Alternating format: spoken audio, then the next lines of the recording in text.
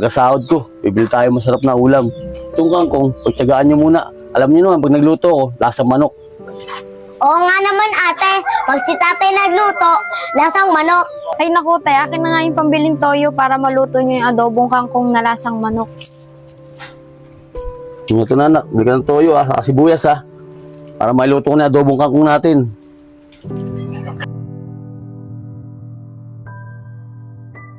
Sarap ng adobo ko, lasang manok, madagdagan pa ng toyo, lalo sumarap. Oh, Ryan. Ano? Yung bayad sa bahay. Ilang buwan na, hindi ka nakakapagbayad. Nagagalit yung asawa ko.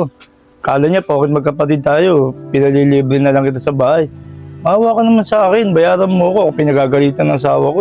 Agustin, pasensya na. Sabi mo rin kay ate, pasensya na. Lagi lang taga-delay yung sahod ko. Hayaan mo, kung nakasahod ako, magbabayad agad ako. Ryan, hindi ko na problema kung nadidili yung sahod mo sa trabaho. Eh ako binubunga nga ng asawa ko Hindi ka nakakapagbayad. Pero huwag kang mag-alala. Sige, kakausapin ko ang asawa ko na magbabayad siya. Pero yung pangako mo, tuparin mo. Pero pag hindi ka tumupad sa usapan natin doon at pinalis ka ng asawa ko, wala na ako magagawa kahit na magkapatid pa tayo. Oo kuya, pasensya na talaga. Gagawin ko ng paraan.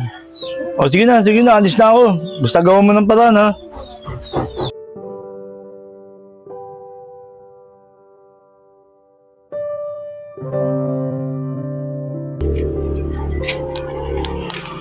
Ay, pre! Oh, bakit? Ano problema? Pre, buti nakita kita. Pinuntahan kita doon sa inyo. Wala